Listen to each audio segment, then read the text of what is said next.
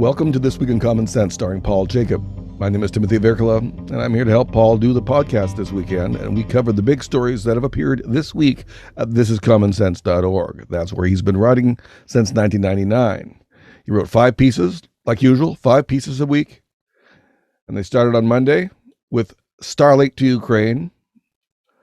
On Tuesday, it was Self-Inflicted Death by Vax. On Wednesday, it was A Naive Victory. On Thursday, it was Inflation, Evasion, Depression.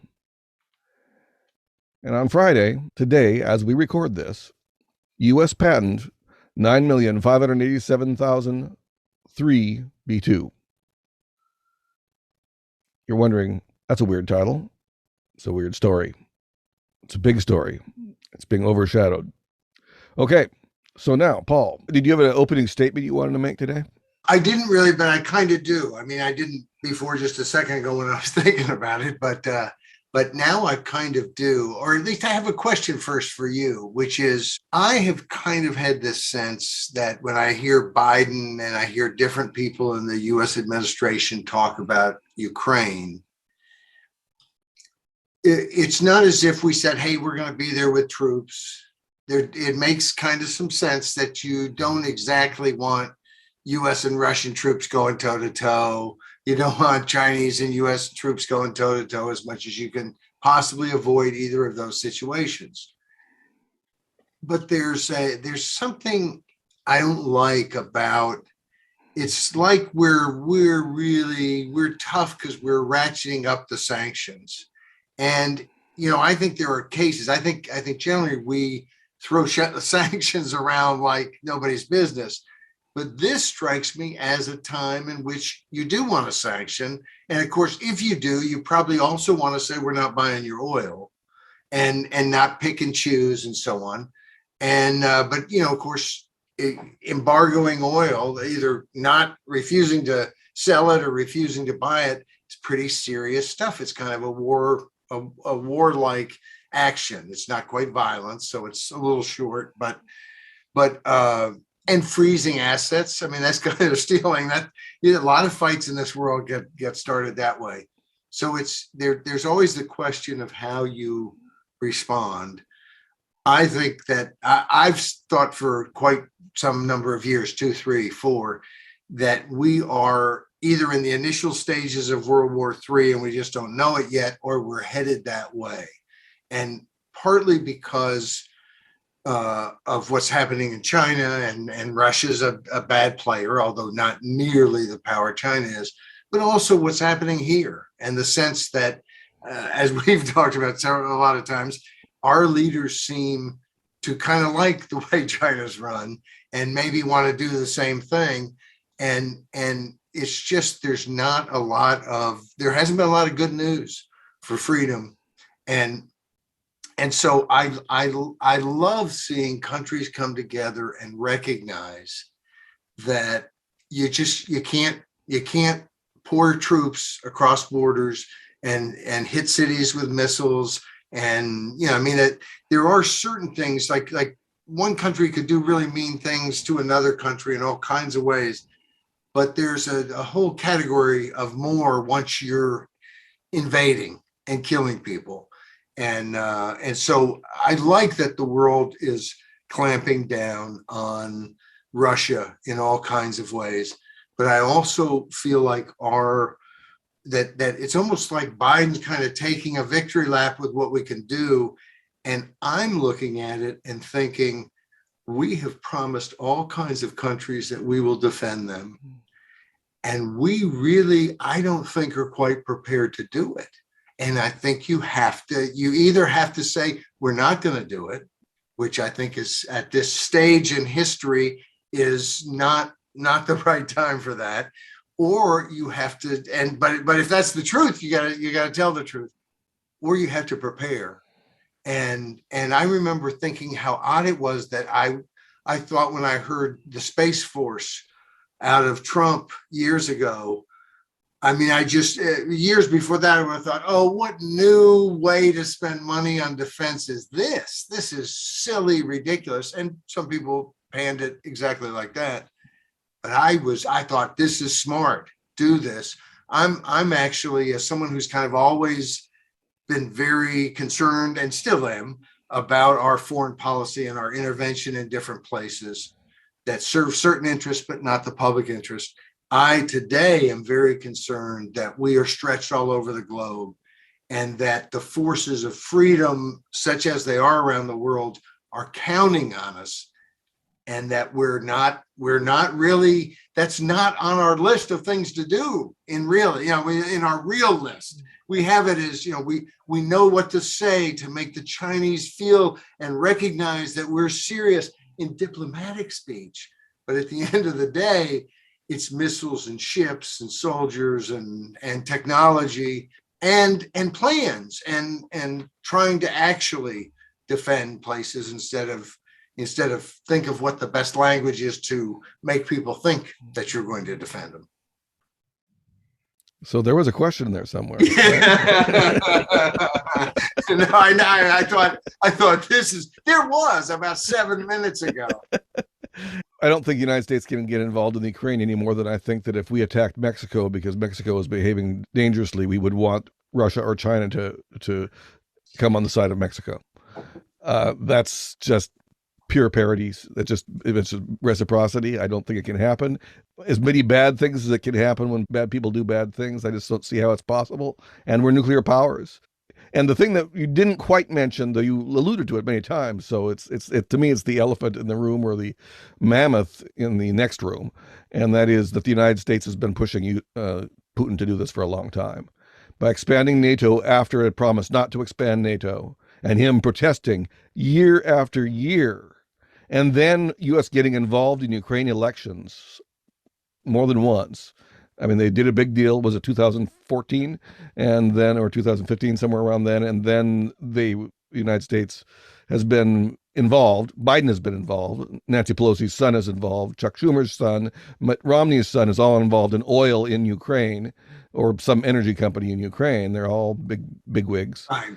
I mean, to me, this whole thing is such a stink of a mess.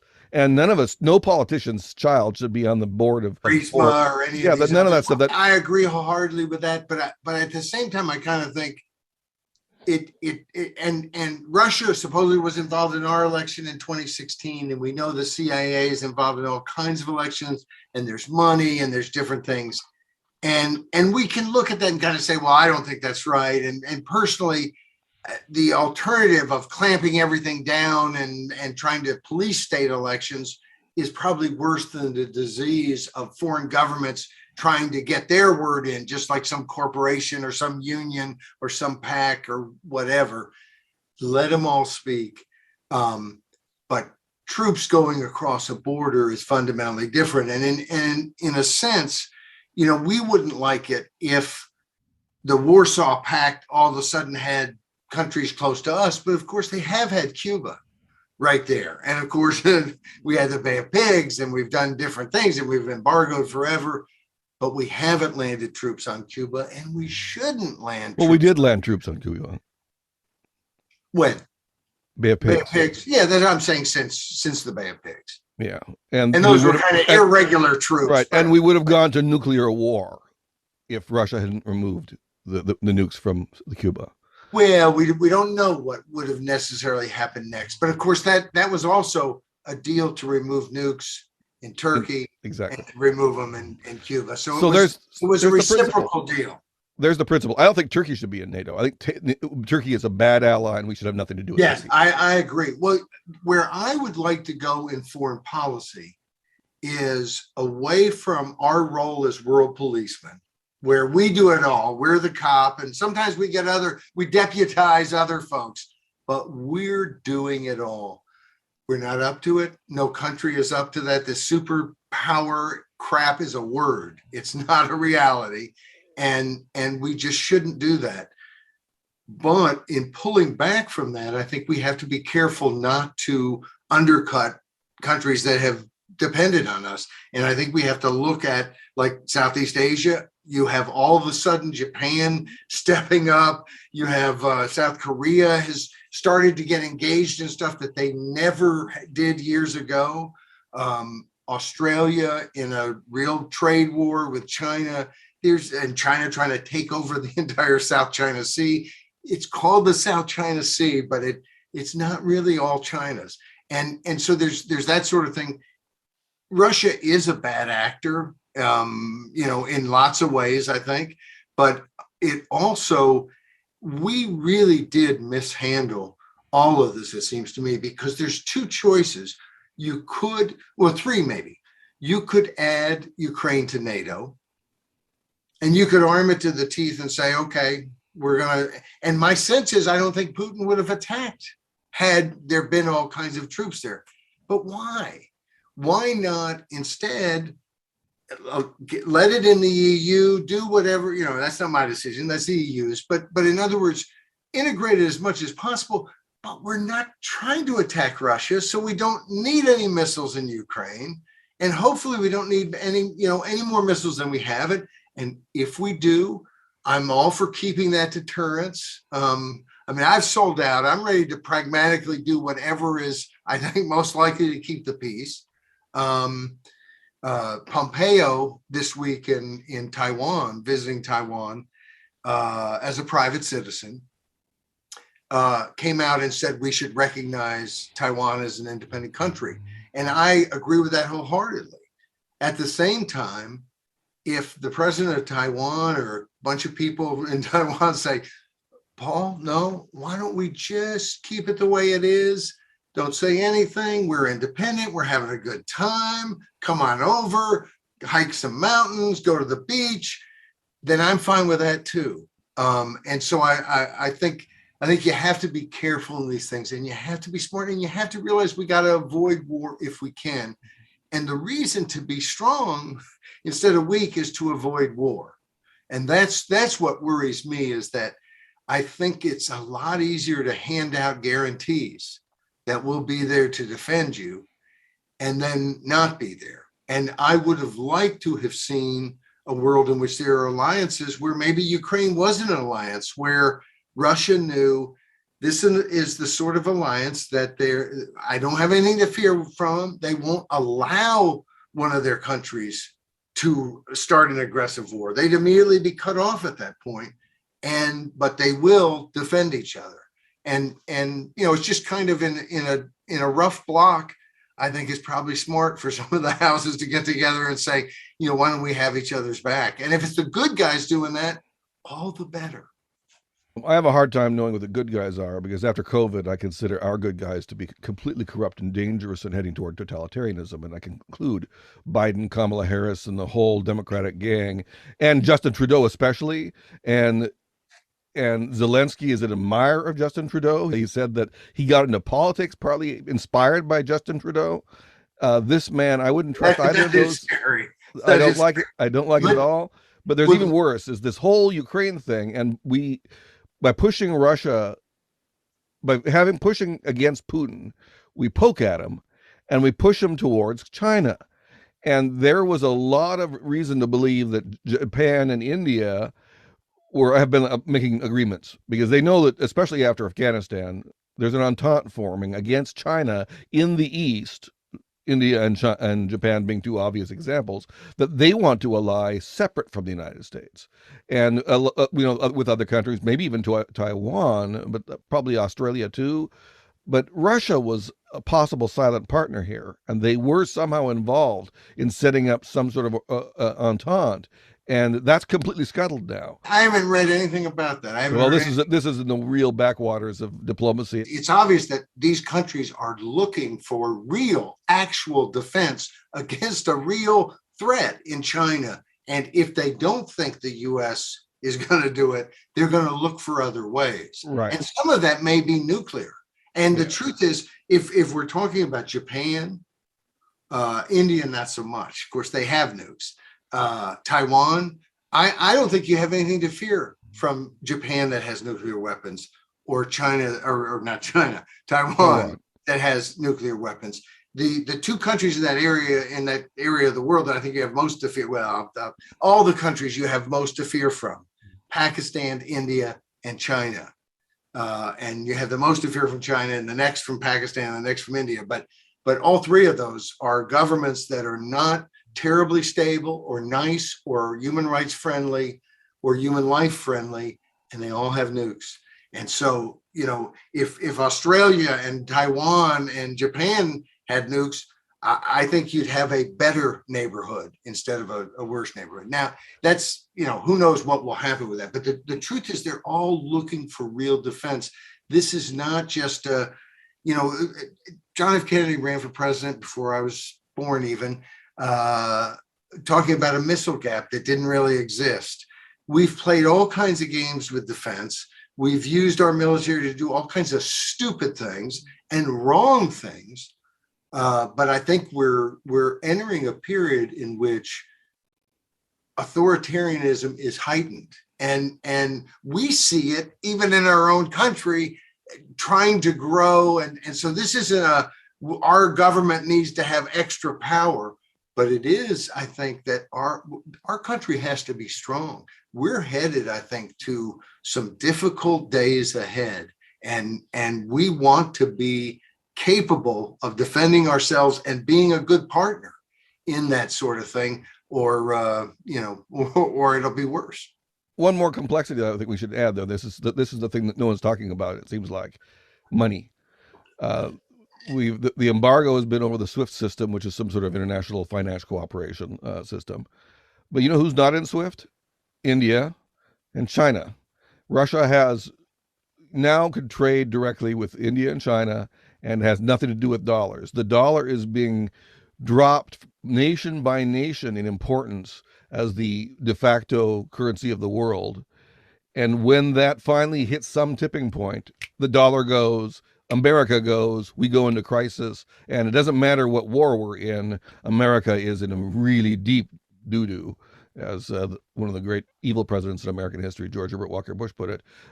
Deep doo-doo. And the deep doo-doo is financial because our dollar doesn't hold together very well. I don't think Russia's that huge. I mean, it's a hit. It's a hit, of decent size, but it's not, of course, if we got involved in the same sort of thing with China, that's a real big hit. And I think we have to begin to be prepared for that hit because, Germany was a big part of the international economy before World War II.